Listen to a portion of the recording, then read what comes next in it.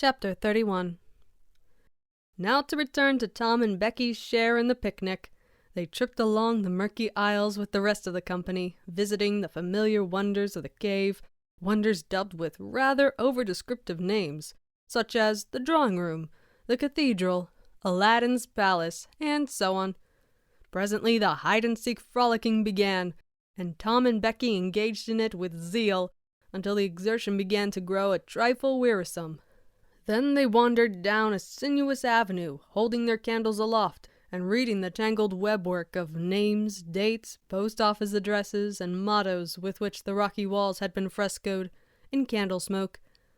Still drifting along and talking, they scarcely noticed that they were now in a part of the cave whose walls were not frescoed. They smoked their own names under an overhanging shelf and moved on.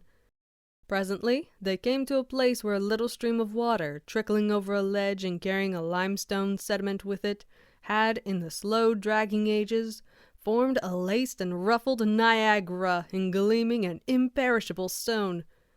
Tom squeezed his small body behind it in order to illuminate it for Becky's gratification. He found that it curtained a sort of steep natural stairway which was enclosed between narrow walls, and at once the ambition to be a discoverer seized him. Becky responded to his call, and they made a smoke mark for further guidance, and started upon their quest. They wound this way and that, far down into the secret depths of the cave, made another mark, and branched off in search of novelties to tell the upper world about. In one place they found a spacious cavern from whose ceiling depended a multitude of shining stalactites of the length and circumference of a man's leg. They walked all about it, wondering and admiring, and presently left it by one of the numerous passages that opened into it. This shortly brought them to a bewitching spring, whose basin was encrusted with a frostwork of glittering crystals. It was in the midst of a cavern whose walls were supported by many fantastic pillars, which had been formed by the joining of great stalactites and stalagmites together, the result of the ceaseless water drip of centuries. Under the roof, vast knots of bats had packed themselves together, thousands in a bunch. The lights disturbed the creatures, and they came flocking down by hundreds, squeaking and darting furiously at the candles. Tom knew their ways, and the danger of this sort of conduct. He seized Becky's hand and hurried her into the first corridor that offered, and none too soon, for a bat struck Becky's light out with its wing while she was passing out of the cavern. The bats chased the children a good distance, but the fugitives plunged into every new passage that offered, and at last got rid of the perilous things. Tom found a subterranean lake shortly, which stretched its dim length away until its shape was lost in the shadows. He wanted to explore its borders, but concluded that it would be best to sit down and rest a while first. Now, for the first time, the deep stillness of the place laid a clammy hand upon the spirits of the children. Becky said, "Why, I didn't notice, but it seems ever so long since I heard any of the others." "Come to think, Becky, we are way down below them. I don't know how far away north or south or east or whichever it is. We couldn't hear them here." Becky grew apprehensive. "I wonder how long we've been down here, Tom. We'd better start back." "Yes, I reckon we'd better. P'raps we'd better." "Can you find the way, Tom? It's all a mixed-up crookedness to me." "I reckon I could find it, but then the bats. If they put our candles out, it will be an awful fix. Let's try some other way, so as not to go through there." "Well, but I hope we won't get lost. It would be so awful." And the girls shuddered at the thought of the dreadful possibilities. They started through a corridor, and traversed it in silence a long way, glancing at each new opening to see if there was anything familiar about the look of it. But they were all strange. Every time Tom made an examination, Becky would watch his face for an encouraging sign, and he would say cheerily, "Oh, it's all right. This ain't the one, but we'll come to it right away." But he felt less and less hopeful with each failure, and presently began to turn off into diverging avenues at sheer random, in desperate hope of finding the one that was wanted. He still said it was all right, but there was such a leaden dread at his heart that the words had lost their ring, and sounded just as if he had said, "All is lost." Becky clung to his side in an anguish of fear, and tried hard to keep back the tears, but they would come. At last she said, "Oh, Tom, never mind the bats. Let's go back that way. We seem to get worse and worse off all the time." "Listen," said he. Profound silence. Silence so deep that even their breathings were conspicuous in the hush. Tom shouted. The call went echoing down the empty aisles and died out in the distance in a faint sound that resembled a ripple of mocking laughter. "Oh, don't do it again, Tom. It is too horrid," said Becky. "It is horrid, but I'd better, Becky. They might hear us, you know." And he shouted again. The might was even a chillier horror than the ghostly laughter, it so confessed to perishing hope. The children stood still and listened, but there was no result. Tom turned upon the back track at once and hurried his steps. It was but a little while before a certain indecision in his manner revealed another fearful fact to Becky. He could not find his way back. "Oh, Tom, you didn't make any marks." "Becky, I was such a fool, such a fool!" "No, I can't find the way. It's all mixed up." "Tom, we're lost. We never can get out of this awful place. Oh, why did we ever leave the others?" She sank to the ground and burst into such a frenzy of crying that Tom was appalled with the idea that she might die or lose her reason. He sat down by her and put his arms around her. She buried her face in his bosom. She clung to him. She poured out her terrors, her unavailing regrets, and the far echoes turned them all to jeering laughter. Tom begged her to pluck up hope again, and she said she could not. He fell to blaming and abusing himself for getting her into this miserable situation. This had a better effect. She said she would try to hope again. She would get up and follow wherever he might lead, if only he would not talk like that any more. For he was no more to blame than she said. So they moved on again, aimlessly, simply at random. All they could do was to move, keep moving. For a little while, hope made a show of reviving, not with any reason to back it, but only because it is its nature to revive when the spring has not been taken out of it by age and familiarity with failure. By and by, Tom took Becky's candle and blew it out. This economy meant so much. Words were not needed. Becky understood, and her hope died again. She knew that Tom had a whole candle and 3 or 4 pieces in his pockets, yet he must economize. By and by, fatigue began to assert its claims. The children tried to pay attention, for it was dreadful to think of sitting down when time was grown to be so precious. Moving in some direction, any direction, was at least progress and might bear fruit.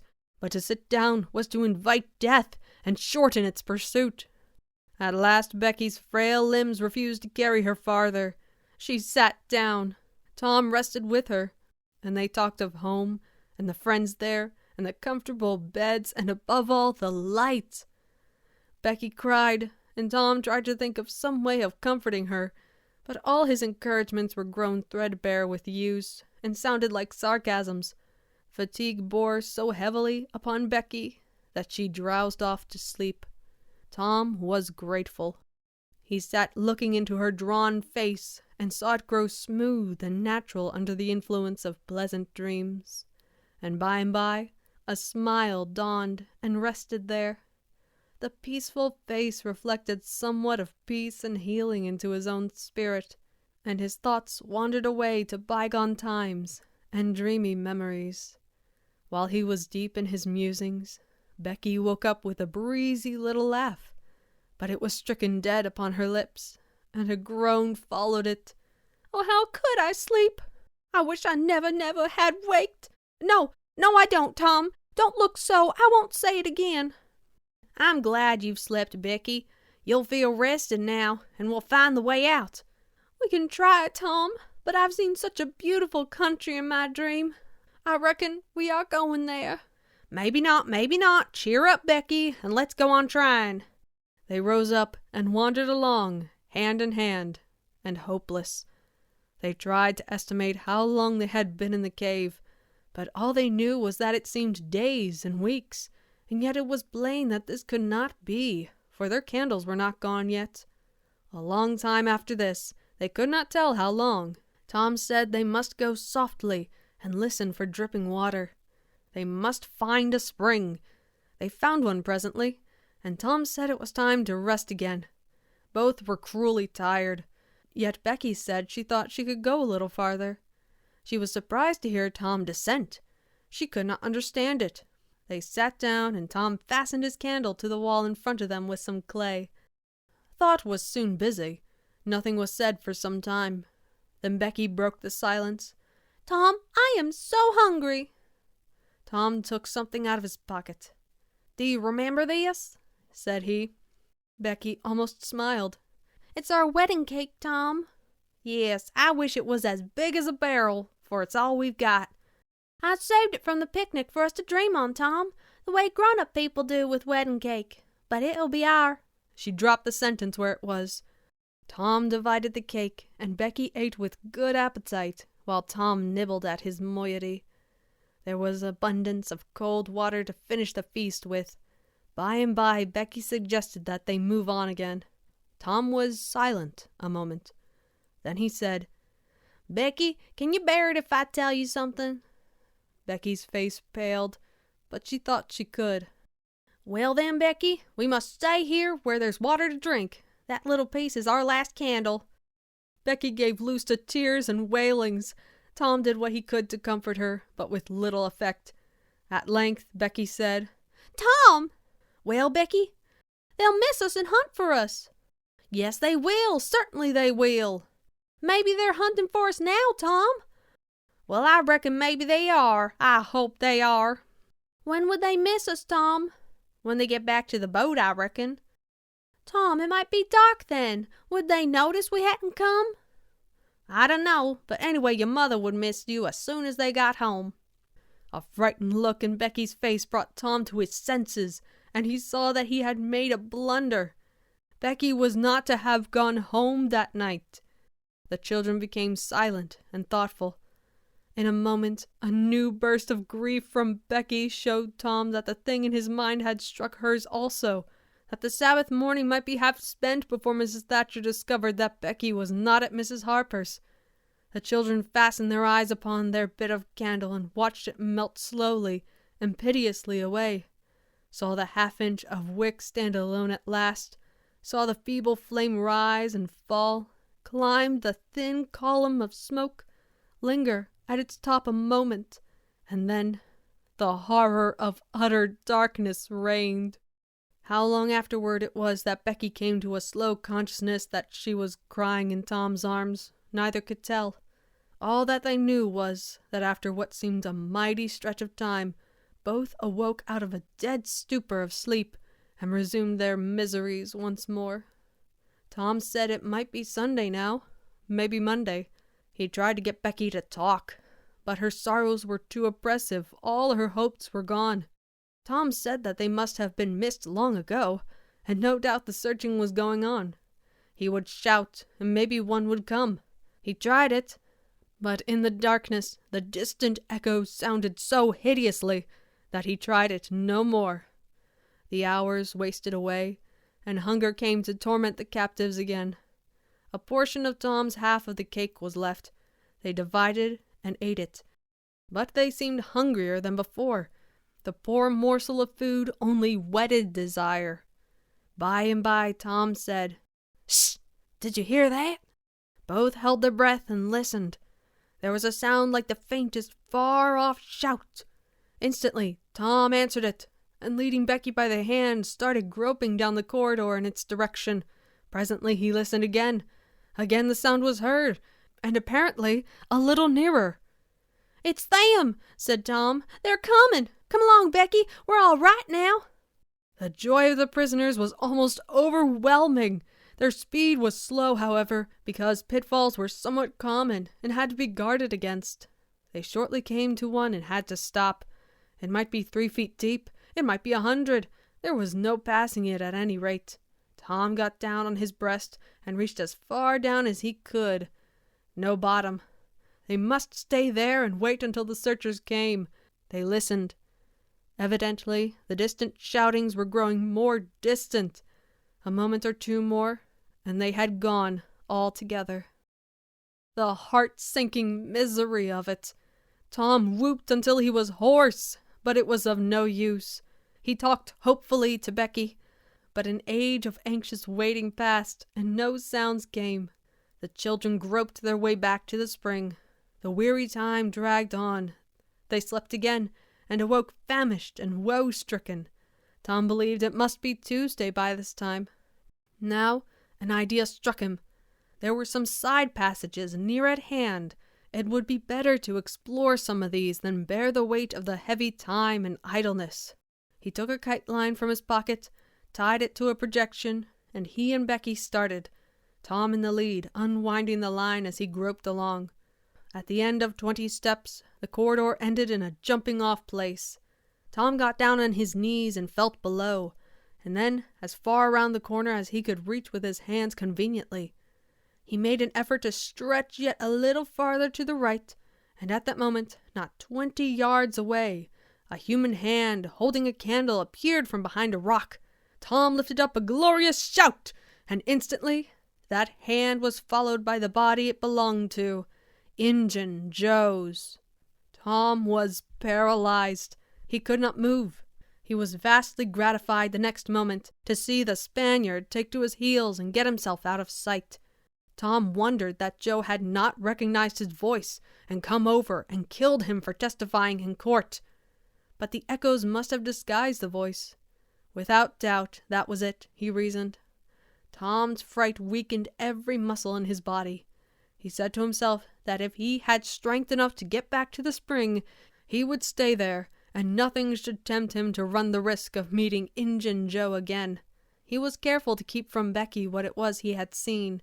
He told her he had only shouted for luck, but hunger and wretchedness rise superior to fears in the long run. Another tedious wait at the spring, and another long sleep brought changes. The children awoke, tortured with a raging hunger. Tom believed that it must be Wednesday or Thursday, or even Friday or Saturday now, and that the search had been given over. He proposed to explore another passage.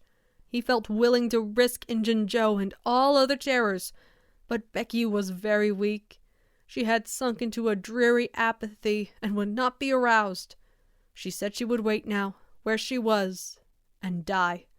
It would not be long. She told Tom to go with the kite line and explore if he chose, but she implored him to come back every little while and speak to her, and she made him promise that when the awful time came, he would stay by her and hold her hand until all was over. Tom kissed her with a choking sensation in his throat and made a show of being confident of finding the searchers or an escape from the cave. Then he took the kite line in his hand and went groping down one of the passages on his hands and knees, distressed with hunger and sick with bodings of coming doom.